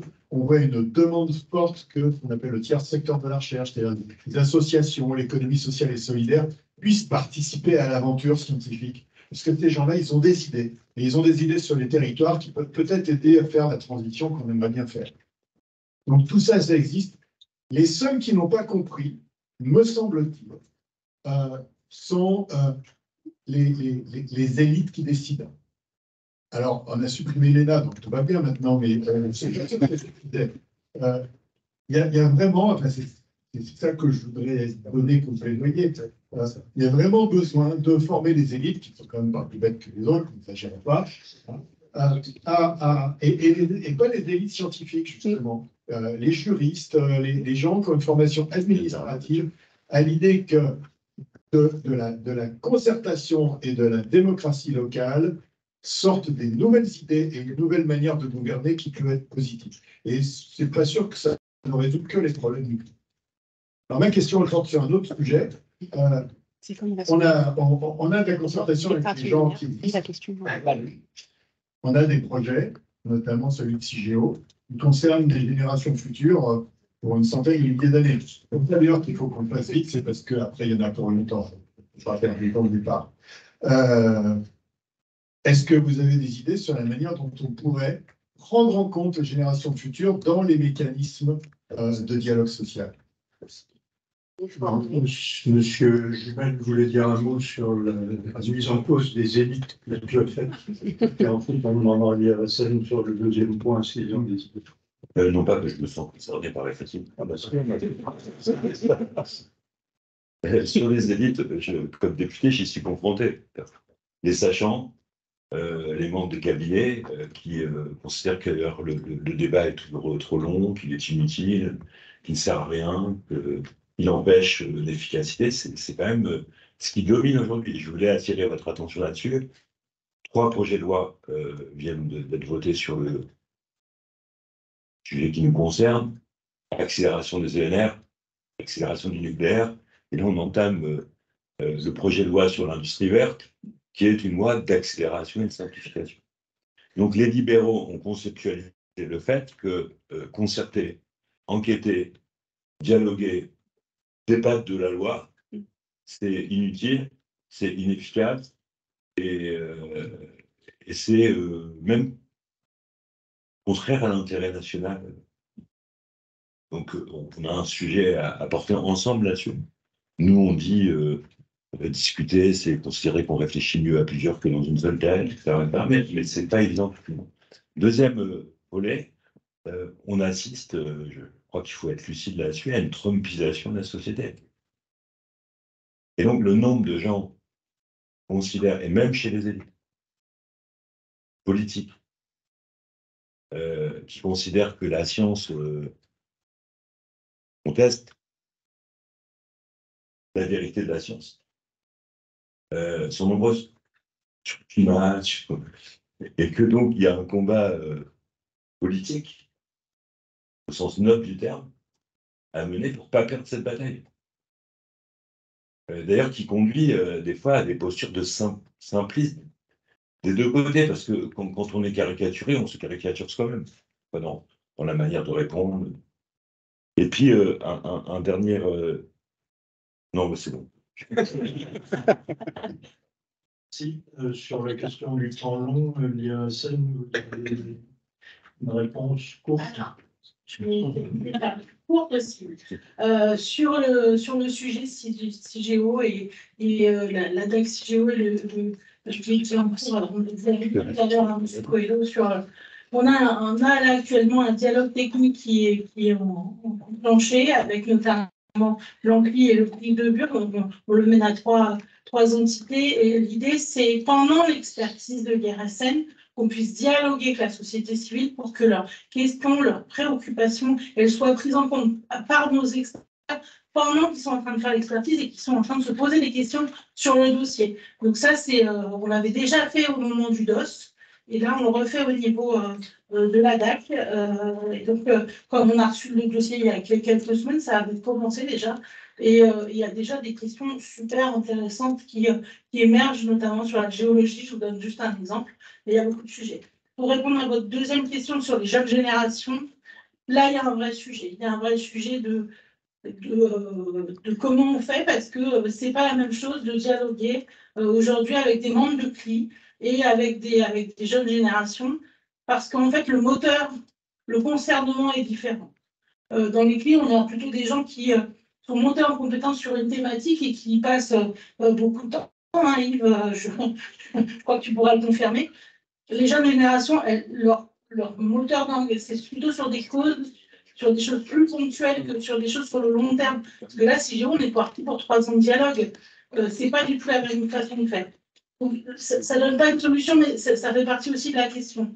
3 trucs qu'on développe, et il y en a plein d'autres, mais sur les jeunes générations. Et d'ailleurs, on travaille avec le comité Odyssée, dont Michel Badré, le président, pour justement réfléchir avec des parties prenantes sur comment on s'ouvre mieux aux jeunes générations. Donc, c'est vraiment un sujet qui est un peu un défi devant nous. Les trois exemples ultra courts. On a participé avec la CNDP à des expériences comme des ateliers de la relève où on fait vraiment avec des jeunes, avec des outils spéciaux, notamment des serious games, comment on peut se projeter, créer des lieux de dialogue pour poser des questions et justement pouvoir... je me dépêche. Voilà, deuxième point, et je parle sous contrôle de ma collègue Sylvie qui est là aujourd'hui, qui coordonne pour l'IRSN les rencontres lycéennes de la radioprotection. Et finalement, c'est comment des lycéens ne sont pas mis en position de comme d'habitude, il y a un sachant qui vient comme une salle comme ça qui vient leur expliquer la bonne parole. Non, là, c'est comment on les met en situation de chercheurs, d'experts, pour formuler des hypothèses, pour aller creuser des sujets scientifiques et ensuite qu'ils soient passeurs de savoir entre eux avec nous juste un petit support pour les aider à avancer, mais pas du tout en sachant qu'il y a les écraser par leur savoir. Et puis, bien sûr, on essaye de prêcher la bonne parole et l'ouverture à la société au sein des universités dans lesquelles on intervient. On ne peut pas faire plus court. Voilà. Juste réagir. Oui. Juste un complément par Jean-Cli sur la mémoire. Oui, très court, parce qu'en fait, sans répondre directement à votre question, il y a celui de la mémoire, finalement, de conserver la mémoire, et pour les CLI qui commencent à être un peu âgées, puisqu'elles ont 40 ans d'existence, il y a une réflexion en cours actuellement pour comment passer le flambeau à des générations plus jeunes, garder les questionnements qui ont pu être issus de la DAC CIGEO qui, dans 25 ans, 30 ans, on aura oublié, et pourrait servir à d'autres générations qui arrivent derrière. On se pose aussi au niveau des CLI cette réflexion, et la deuxième, celle d'avoir du public, des membres de CLI plus jeunes, parce qu'effectivement, dans le monde des CLI, c'est un public plutôt de retraités, parce que malheureusement, il faut avoir la disponibilité. Et du coup, là, il y a une vraie difficulté pour attirer et garder un public plus jeune au sein des CLI. Mais on réfléchit aussi à ce sujet. Oui, je voudrais juste réagir. J'ai entendu une toute petite remarque au sujet de l'urgence de gérer aujourd'hui le projet CIGEO. C'est un projet sur lequel on parle de millions d'années.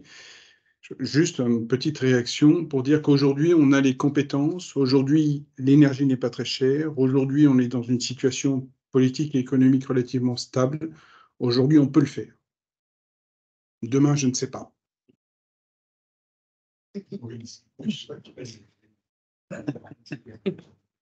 Voilà. C'est intéressant, question de laquelle on pourrait refaire. Comme je- On pourrait faire un débat. Il y en a eu. Il y en a eu, ça s'est pas bien passé d'ailleurs. Marignac, merci d'abord.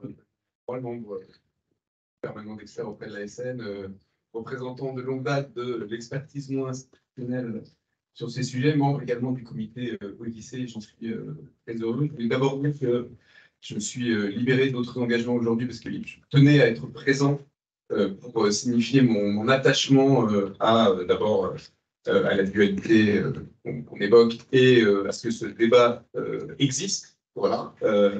Du coup, je vais quand même mettre un peu les pieds dans le plat par rapport à la question posée trop ou pas assez ouverte sur la société, en disant que le sujet, à mon sens, n'est pas seulement la confiance, pour reprendre votre terme tout à l'heure, M. Badré, mais vraiment un sujet de gouvernance et de vision politique. Il y a quelques jours, j'ai été auditionné par les rapporteurs de l'Office parlementaire qui travaillent sur cette question. J'ai fait état de cette audition sur LinkedIn. Il y a quelques jours, un retraité de l'IRSN a posté en commentaire sur cette page, je cite, « Si l'IRSN accepte le soutien d'antinucléaires notoires, cela ne va pas augmenter ses chances de survie en l'état. » Et je trouve ça très intéressant. Alors, je laisse de côté l'idée que toute posture critique dans la société civile est nécessairement portée par une idéologie antinucléaire. Ce n'est pas mon sujet aujourd'hui. Mais dans ce qu'elle véhicule de la vision du rôle de l'IRSN. Pour moi, c'est une vision qui est très ancienne, qui est celle du siècle dernier. Tu l'appelais un nucléaire d'État, où la hiérarchie des valeurs, c'est que le programme nucléaire est considéré comme d'intérêt général. La sûreté, la maîtrise des risques de la mise en œuvre de ce programme est une condition de sa réussite et l'IRSN a comme rôle d'apporter son exigence et l'ouverture à la société. La question démocratique est à son tour une condition de mise en œuvre de cette exigence de sûreté. Dans cette vision, évidemment, l'ouverture à la société, elle est restreinte au strict nécessaire. Je pense qu'aujourd'hui, la vision qu'il faut porter, c'est celle que Audrey a évoquée d'ailleurs, en parlant de la sûreté comme un commun. C'est effectivement Quelles que soient les évolutions doit du s'emparer programme nucléaire, de ces puisque enjeux des de risques toute et doit le façon, faire. Quelles que soient les évolutions du programme nucléaire, puisque de toute façon, cette maîtrise des risques est indispensable, et puisque le programme nucléaire, on l'a vu ces dernières années avec un changement, peut être amené à d'autres changements dans la durée. Donc dans cette vision-là, en fait, la hiérarchie des normes ou des valeurs, elle s'inverse.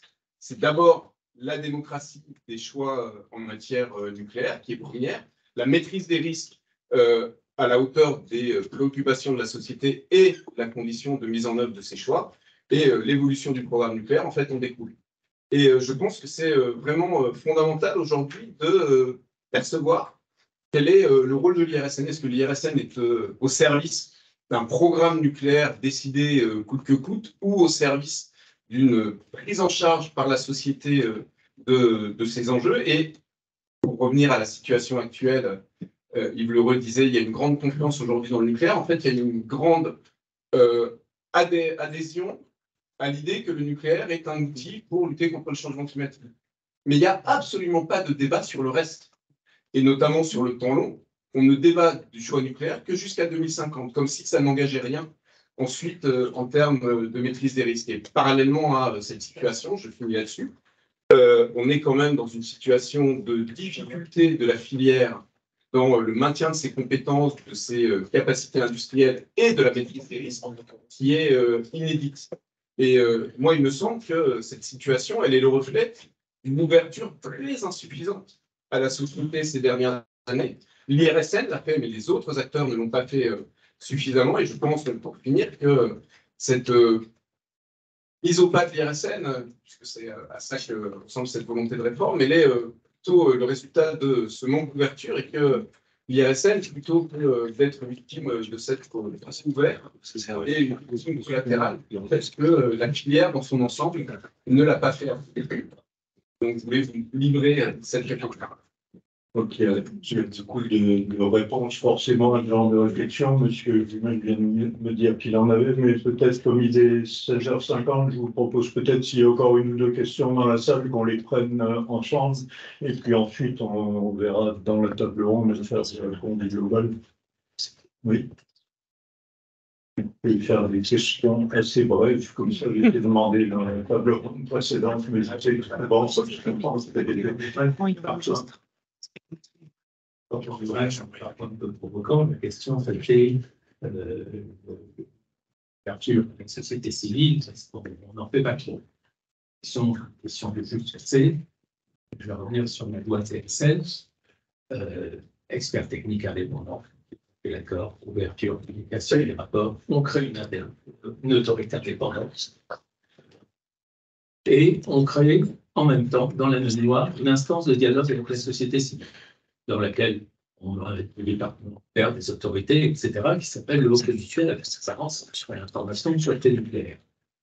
La question, aujourd'hui, en gros, beaucoup de gens, CRS, sont accordés sur le fait que la séparation de l'expertise technique n'était pas l'expert technique qui portait la responsabilité de la décision. Et déjà, pourquoi est-ce l'expert technique qui porte la responsabilité du dialogue auprès de la société civile en répondant aux questions, au fond, à toutes les questions qu'on peut lui poser? Si j'ai bien compris, la corrosion sur contrainte, il y avait plus la question de la sauce qu'avant PSN6. La loi, je ne sais pas si c'est grave ou pas, mais qui priorise et qui met les noms? Qui dit, OK, ça c'est un vrai sujet, il faut une étude. C'est un sujet qui est peut-être pas grave, mais qui inquiète toute partie de la population légitimement, et il faut une étude. Ou bien, écoutez, bon, ça s'appelle reposer 500 fois la même question jusqu'à pour enrayer le processus, quoi.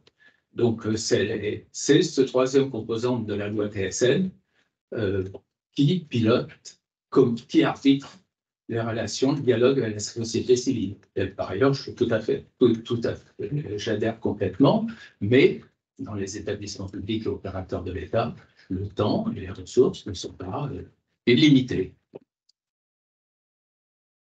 Autre question, pas plus d'une ou deux, ensuite il faudra qu'on arrête pour les questions d'horaire. Donc on prend les deux dernières, et on répondra globalement tant que faire se peut. Bref, s'il vous plaît.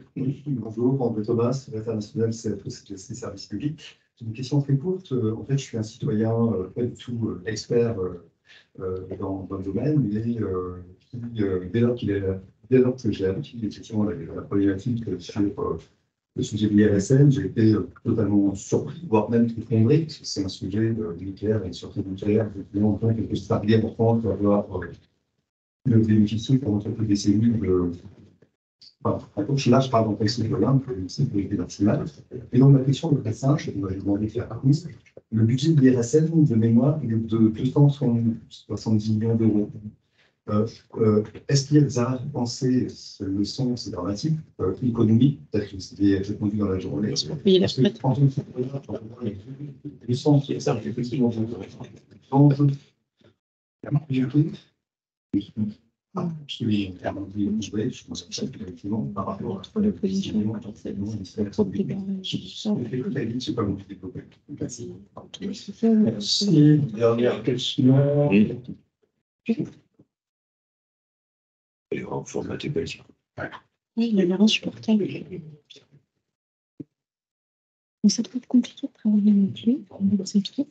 Je m'adresse, ce n'est pas une question, mais simplement une remarque de quelqu'un qui fait partie de l'univers médiatique. D'abord, et aussi du HCT-ISN. Nous avons reçu, il y a très peu de temps, à la dernière réunion, Audrey va préciser peut-être, c'était un maire ou un député qui nous avait dit qu'il n'avait jamais entendu parler du HCT-ISN, ce qui est très embêtant puisqu'il est près de d'énormément de centrales et de centres nucléaires. Donc, bon, il faut faire attention quand on fait partie d'un certain comité de penser que tout le monde le connaît. La deuxième remarque, c'est à propos de Cigéo. Dans le baromètre Kantar, pas celui de l'IRSN qu'on a fait, dans le baromètre Kantar, ce qui a trait au stockage des déchets, c'est là qu'il y a le plus de réticence de la population, pour parler de façon diplomatique. Enfin, vous vous doutez qu'en tant que membre des médias, nous avons tous regardé ce qui s'était passé pendant la crise du Covid et la crise toute récente là, de ces derniers jours, qui est une crise sociale. Alors, si les élites lisent Le Monde, et encore ont-ils le temps, ou ont-elles le temps, les jeunes, ils sont soit sur Snapchat, soit sur TikTok. Donc, Audrey a beaucoup de boulot. Et comment parler aux plus jeunes? Comment parler aux plus jeunes? Et ça, il faut penser que, enfin, je pense tous ici dans cet auditorium, nous avons une culture politique déjà un peu ancienne. Hein, CFDT électronucléaire 1975, ok, hein, ça ne rajeunit pas, mais ça n'est plus la culture d'aujourd'hui. Donc, bon, en tant que média, je ne vous apporte pas de solution, sauf à écrire régulièrement sur le nucléaire, et ça m'apporte. Mais on est dans des grandes difficultés d'appréciation. Et je ne me rapporte pas les propos du maire sortis de la réunion des maires chez notre président. Il a dit qu'il est tout simplement, notre président ne comprenait rien à rien. Hein, vous l'avez entendu sur France Info comme moi. Ça, c'est une pétante dans une période de crise. On a intérêt à comprendre ce qui se passe. Merci. Merci beaucoup. Alors, comme ça arrive souvent, je pense que les dernières questions amènent à peu près 3 programmes de séminaire avec tout ce qui a été dit. Je vous propose peut-être, parce qu'il nous reste un peu moins de 5 minutes, que chacun d'entre nous ici dise en une phrase ou deux ce qu'il a à dire sur ces dernières interventions, en particulier au moins 2 qui portaient sur la politique ou la conception du rôle de l'IRSN dans l'avenir, ce qui est un sujet non négligeable. Monsieur Jumal, En réaction, vous avez mis les pieds dans le plat, je vais mettre les deux. Je fais très simple, hein, et avec mes mots. Si la défense de l'IRSN avait été l'affaire des écolos et des insoumis, seulement, on perdait le combat. Et non, moi j'ai considéré, alors que je suis plutôt réputé pour être pro-nucléaire, je ne sais pas ce que ça veut dire, en tout cas favorable à un mix. J'ai considéré que c'est en se mêlant de ce combat qu'on pouvait le gagner. Et donc c'est important. Moi, on m'avait dit, fais attention, l'IRSN, c'est un nid de chercheurs super sympa, mais un peu... C'est vrai. un peu très écolo, un peu très... Ça m'a pas fait douter sur l'importance qu'il y avait à défendre l'originalité de la dualité du modèle français. Je veux redire ça. Alors après, je prolonge. Je pense qu'il y aura un risque. Autant je pense qu'il faut faire attention à ce qu'on ne réduise pas les moyens de l'IRSN au point de rendre impossible l'exercice de ses missions. Autant je pense qu'il faut qu'on veille comme à la prunelle de nos yeux à l'indépendance, à la dualité. Autant, je pense que si on va jusqu'à une indépendance totale qui conduit à ce que l'IRSN décide de ses missions et conteste l'opportunité des décisions politiques contre l'IRSN. Je réponds à votre question en disant ça. Et puis, je ne l'ai pas dit tout à l'heure, j'ai trouvé mon idée. Je crois que sur ces questions de démocratisation, de transparence, de dialogue avec la société, il faut faire gaffe de ne pas faire l'impasse sur l'intelligence des salariés et de leurs représentants. C'est vrai dans le domaine de l'agriculture, c'est vrai dans le domaine de la pêche qui m'intéresse beaucoup. Enfin, si on fait sans l'intelligence des salariés, et si, des fois, il peut arriver que des scientifiques disent c'est trop compliqué pour vous, on va vous expliquer ce qu'il faut faire. Et bien, moi, je crois beaucoup à la confrontation et regard croisé qui permettent de forger une opinion. Voilà, je voulais terminer par ça. Merci. Très bonne transition pour passer la parole aux représentants des salariés de l'ANDRA et d'EDF dans l'ordre qu'ils veulent. Alors moi, c'est plutôt pour répondre au fait de passer sur Snapchat, TikTok et autres joyeusetés. Je pense que le combat, ou en tout cas l'intérêt sur le fait de partager sur le nucléaire, il vaut également pour tout ce qui est syndical et il vaut pour tous les sujets. On se réinterroge, y compris à la CGT, sur les moyens de communiquer et les moyens de toucher les jeunes. Et en effet, d'arrêter d'être chiant avec des notes de 10 000 pages. Et de véhiculer ne serait-ce qu'un intérêt de 2 minutes. Les formats bruts, etc. sont vraiment géniaux là-dessus. Parce que même sur un sujet qui ne m'intéresse pas forcément, quand je tombe dessus, j'ai envie de regarder, j'ai envie de creuser. Et donc, en fait, c'est en effet des médias qu'il va falloir qu'on utilise. Alors, il va falloir trouver des gens un peu photogéniques, parce que sinon, ça va être un peu compliqué à supporter, mais on va trouver. Mais je pense qu'en effet, il faut qu'on se lance là-dedans et on risque rien. Il y a pas de... On risque quoi à tenter? Mais en tout cas, il faut tenter et osons. Oser. Oser, monsieur Raymond. Alors, je vais juste rebondir sur la dernière remarque. En fait, parmi les 10 000 pages dont je parlais tout à l'heure, c'est 23 tomes. Alors, il y a 2 pièces qui sont destinées à un public qui n'est pas scientifique, qui n'est pas expert. Les pièces 21 et 22, elles sont disponibles évidemment sur les différents sites de l'Andra. Et ça, c'est vraiment un moyen, effectivement, de passer des messages auprès du public, même si, en tant qu'opérateur, l'Andra n'est pas forcément la personne la plus pertinente pour avoir de l'adhésion du public, en fait. Et c'est là qu'on a vraiment besoin d'un organisme indépendant qui n'a pas forcément de parti pris, qui est juste là pour aller chercher la petite bête, pour aller chercher les questions techniques difficiles, et qui va dire si oui ou non les dossiers et les sujets sont traités de manière sérieuse ou pas.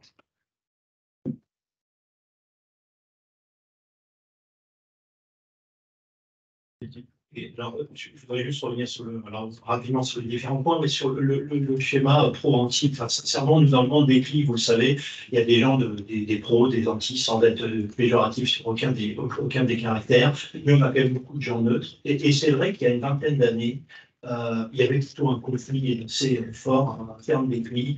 Les pros considérant, je le dis franchement, les pros considérant que les anti comprenaient rien et que ceux qui étaient neutres étaient des acteurs de la société civile qui ne pouvaient pas comprendre les sujets techniques compliqués. Et puis, on a monté en compétences grâce au dialogue, grâce à l'ouverture à la société. Et ces gens qui n'avaient pas de compétences techniques, qui étaient plutôt nouveaux dans les CLI, qui étaient des élus, des médecins, des scientifiques, du monde associatif, est monté en compétences, a commencé à comprendre les enjeux, à comprendre les enjeux techniques, a commencé à poser des questions de plus en plus compliquées. Et finalement, on est arrivé aujourd'hui, en 20 ans, et je pense que l'ouverture à la société en est en grande part responsable, à un équilibre au sein des CLI où ces différents acteurs, pro ou anti, se côtoient en fait en bonne intelligence et même s'interpellent les uns les autres, développent des consensus, et ce qui n'apparaissait pas il y a encore quelques années. Et je pense que c'est la montée en compétence des membres des CLI, stimulée par l'IRSN, qui a fait que cet équilibre s'est constitué et qu'on est aujourd'hui dans des relations de CLI. On l'a vu, je le redis encore, mais avec Olivier Dubois, il y a 2 jours, 90 personnes connectées sur la corrosion sous contrainte, qui est un sujet compliqué. Et ben, il n'y a eu aucun débordement, aucun élément contradictoire, négatif, péjoratif. Et juste sur qui pilote le dialogue, la question, le haut comité, les dialogues, etc. Nous, sincèrement, il y a différents acteurs qui pilotent différents types de dialogues, mais tout ça se coordonne, se concerte, et évidemment, il y a une certaine logique, il y a du territorial, il y a du national, mais je pense que ça se fait aussi en bonne intelligence. Il y a des choses qui sont faites par la Commission nationale du débat public, des choses qui sont faites par le haut comité, par exemple dans la concertation volontaire sur les RP4 très récents, des dialogues qui sont faits plutôt au niveau territorial et national sur des enjeux comme CIGEO, comme le RP4 avec l'IRSN, et tout ça marche plutôt bien, se coordonne bien, mais évidemment, on fait attention de ne pas faire de la redite et d'être coordonné dans nos différentes initiatives. Merci. IRSN, un mot rapide. Juste un mot rapide sur ce que vient de dire Yves. Effectivement, je pense que le pilote, en fait, c'est un pilotage très collectif. Hein. Les acteurs se parlent et ça fonctionne plutôt bien. L'exemple du séminaire sur la corrosion sous contrainte a été cité à plusieurs reprises. Et ça fonctionne bien avec l'ASN, avec l'IRSN, avec l'exploitant également et avec l'ANCLI pour préparer ces réunions. On a assez, même en très bonne entente, je trouve, sur ce sujet. C'est un bon exemple. Sur la question du budget de l'Institut, évidemment, nous, on trouve toujours que c'est pas assez. Hein, c'est assez classique. Après, on a aussi notre responsabilité de faire le meilleur usage possible du budget dont on dispose pour répondre répondre aux questions qui nous sont posées. On a différents types d'activités, schématiquement la recherche, l'expertise et la crise, de manière très globale et rapide. Et on a aussi la responsabilité de chercher les meilleures optimisations pour faire le meilleur usage des deniers publics, y compris avec les autres acteurs, l'ASN en particulier, et d'autres acteurs. Et s'il y a des optimisations à trouver, il faut les trouver. Et je pense que c'est quelque chose d'important qu'on a devant nous aussi, de réfléchir aux optimisations et aux synergies possibles, indépendamment de la question de la fusion ou pas la fusion, quoi. Voilà. Conclure cette table ronde avant.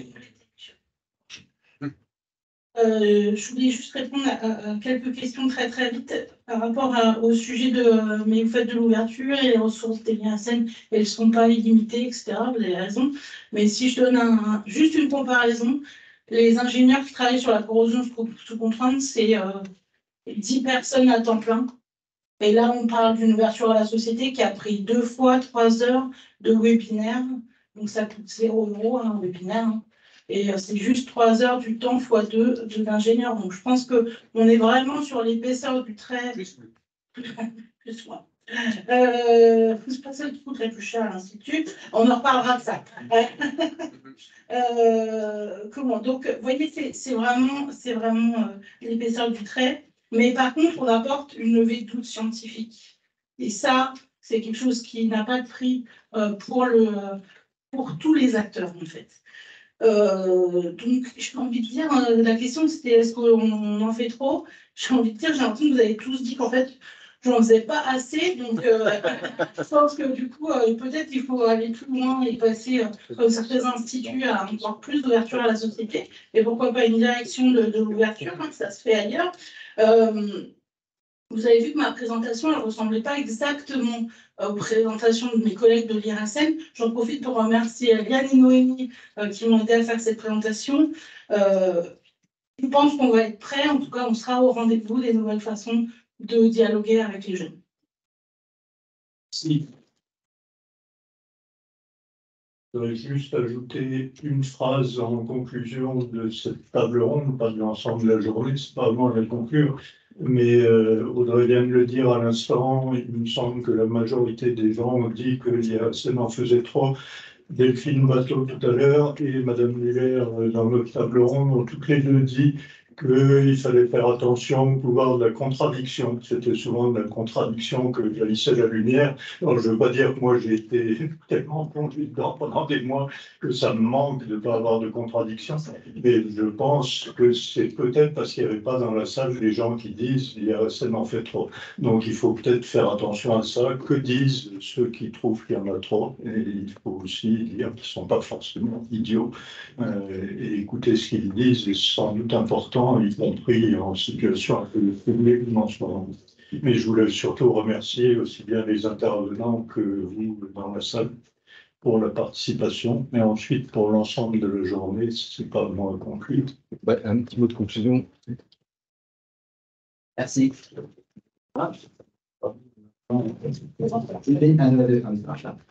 Bien, un petit mot rapide de conclusion. Je pense que l'objectif de cette journée, de ces 3 tables rondes, c'était de poser un diagnostic. C'était vraiment ce qu'on souhaitait faire, c'est ce qui manque clairement dans le projet voulu par le gouvernement. On voit, je pense, à la teneur des échanges qu'il y a eu, la nécessité de discuter d'un diagnostic et de poser justement les points forts, les points faibles, ce qui est amélioré. On s'aperçoit, et on l'a vu largement, qu'il y a des points à améliorer dans notre système, mais on s'aperçoit aussi que notre système, quand même, globalement, il fonctionne bien. Et que globalement, les relations qu'on peut avoir alors, avec les exploitants, avec l'IRSN, avec la société civile, fonctionnent. Et s'il fallait faire quelque chose, ça serait pour faire quelque chose qui fonctionne mieux. Parce que tout casser pour faire la même chose ou quelque chose qui fonctionne aussi bien, ça ne sert à rien. Alors, ce qu'on peut regretter, je pense, dans ces tables rondes, c'est l'absence quand même d'un acteur important qui est l'autorité de sûreté nucléaire. Je pense que l'apport de la vision de notre autorité aurait été quelque chose qui aurait fait pencher la balance d'un côté ou de l'autre, en tout cas apporter un éclairage d'un point important et d'un acteur fondamental dans ce système dual. Donc, on peut le regretter, c'est pas faute de les avoir invités. En tout cas, je pense que l'intersyndicale tient à remercier l'ensemble des personnes qui ont répondu présent à cette invitation. François l'a dit en ouverture, ce colloque a été monté en 4 semaines, donc il a fallu monopoliser évidemment beaucoup de personnes, des personnes qui ont répondu gentiment à notre invitation. On remercie aussi la place qui nous accueille, parce qu'il a quand même aussi fallu trouver une salle. Ça n'a pas été le plus simple. Donc, merci à toutes celles et à tous ceux qui ont animé, qui ont discuté, qui ont témoigné. Je pense aux salariés de l'IRSN. Et merci aussi à toutes celles et tous ceux qui sont venus participer, poser des questions et puis nous écouter. Maintenant, il va falloir tirer profit de ce colloque et de ces tables rondes, puisque c'est quand même important aussi de le transmettre à l'extérieur. Ça va être notre prochain challenge. En attendant, évidemment, le rapport de l'OPEX qui sortira logiquement le 11 juillet. Là aussi, ça va être pour nous un challenge de l'étudier, de voir les conclusions, éventuellement de les critiquer de manière constructive pour faire en sorte, évidemment, c'est notre sujet, que cette fusion avec le projet de la ministre ne revienne pas sur le tapis. Voilà, merci à toutes et à tous. En tout cas, on a à peu près tenu l'heure. C'est aussi un exploit avec les conditions que nous avions. Bon retour pour ceux qui rentrent loin et puis pour les autres, on vous dit à très bientôt.